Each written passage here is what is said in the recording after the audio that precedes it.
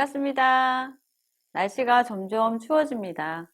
부정교회 주일학교 친구들 모두 하나님의 말씀으로 더 건강하고 씩씩해지기를 기대하면서 90일 신약성경 통독 72일차 히브리서 4장부터 6장까지의 말씀을 나누고 읽겠습니다. 오늘 우리가 읽어볼 히브리서 4장부터 6장까지에는 어떤 내용의 말씀이 담겨 있을까요? 먼저 4장에서는 하나님께서 베풀어 주신 영원한 안식에 참여하기 위해서는 반드시 예수님을 믿고 예수님께 순종해야 함을 말하고 있어요. 5장에서는 대제사장의 직무를 말하면서 하나님의 아들로서 영원한 대제사장이신 예수 그리스도를 전하고 믿음이 연약한 이들에 대한 경고를 말씀하고 있어요. 6장에서는 그리스도에 대한 증거를 통해 성도의 신앙 성숙과 믿음의 인내, 영적 승리를 가지며 변치 않는 하나님의 약속에 대한 믿음을 가지도록 가르치고 있어요. 이제 내용을 생각하며 4장부터 6장까지 함께 읽어보겠습니다. 4장. 그러므로 우리는 두려워할지니 그의 안식에 들어갈 약속이 남아 있을지라도 너희 중에는 혹 이르지 못할 자가 있을까 함이라. 그들과 같이 우리도 복음 전함을 받은 자이나 들은 바 그 말씀이 그들에게 유익하지 못한 것은 듣는 자가 믿음과 결부시키지 아니함이라. 이미 믿는 우리들은 저 안식에 들어가는도다. 그가 말씀하신 바와 같으니 내가 노하여 맹세한 바와 같이 그들이 내 안식에 들어오지 못하리라 하셨다 하였으나 세상을 창조할 때부터 그 일이 이루어졌느니라. 제7일에 관하여는 어딘가에 이렇게 일렀으되 하나님은 제7일에 그의 모든 일을 쉬셨다 하였으며 또 다시 거기에 그들이 내 안식에 들어오지 못하리라 하였으니 그러므로 거기에 들어갈 자들이 남아있거니와 복음 전함을 먼저 받은 자들은 순종하지 아니함으로 말미암아 들어가지 못하였으므로 오랜 후에 다윗의 글에 다시 어느 날을 정하여 오늘이라고 미리 이같이 일렀으되 오늘 너희가 그의 음성을 듣거든 너희 마음을 완고하게 하지 말라 하였나니 만일 여호수아가 그들에게 안식을 주었더라면 그 후에 다른 날을 말씀하지 아니하셨으리라. 그런즉 안식할 때가 하나님의 백성에게 남아있도다. 이미 그의 안식에 들어간 자는 하나님이 자기의 일을 쉬심과 같이 그도 자기의 일을 쉬느니라. 그러므로 우리가 저 안식에 들어가기를 힘쓸지니 이는 누구든지 저 순종하지 아니하는 본에 빠지지 않게 하려 함이라.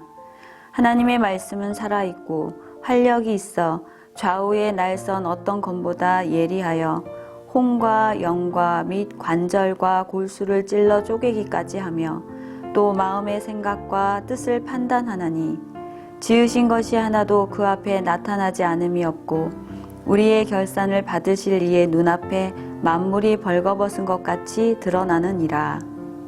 큰 대제사장이신 예수, 그러므로 우리에게 큰 대제사장이 계시니 승천하시니 곧 하나님의 아들 예수시라.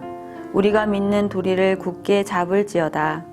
우리에게 있는 대제사장은 우리의 연약함을 동정하지 못하실 리가 아니요 모든 일에 우리와 똑같이 시험을 받으신 이로되 죄는 없으시니라. 그러므로 우리는 긍휼하심을 받고 때를 따라 돕는 은혜를 얻기 위하여 은혜의 보좌 앞에 담대히 나아갈 것이니라. 5장. 대제사장마다 사람 가운데서 택한 자이므로 하나님께 속한 일에 사람을 위하여 예물과 속죄하는 제사를 드리게 하나니 그가 무식하고 미혹된 자를 능히 용납할 수 있는 것은 자기도 연약에 휩싸여 있음이라.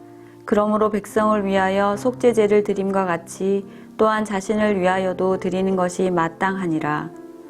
이 종기는 아무도 스스로 취하지 못하고 오직 아론과 같이 하나님의 부르심을 받은 자라야 할 것이니라. 또한 이와 같이 그리스도께서 대제사장 되심도 스스로 영광을 취하심이 아니요 오직 말씀하신 이가 그에게 이르시되 너는 내 아들이니 내가 오늘 너를 낳았다 하셨고 또한 이와 같이 다른 데서 말씀하시되 내가 영원히 멜기세덱의 반차를 따르는 제사장이라 하셨으니 그는 육체에 계실 때에 자기를 죽음에서 능히 구원하실 이에게 심한 통곡과 눈물로 간구와 소원을 올렸고 그의 경건하심으로 말미암아 들으심을 얻었느니라. 그가 아들이시면서도 받으신 고난으로 순종함을 배워서 온전하게 되셨은즉 자기에게 순종하는 모든 자에게 영원한 구원의 근원이 되시 하나님께 멜기세덱의 반차를 따른 대제사장이라 칭하심을 받으셨느니라. 변절을 경계하시다. 멜기세덱에 관하여는 우리가 할 말이 많으나 너희가 듣는 것이 두나무로 설명하기 어려우니라.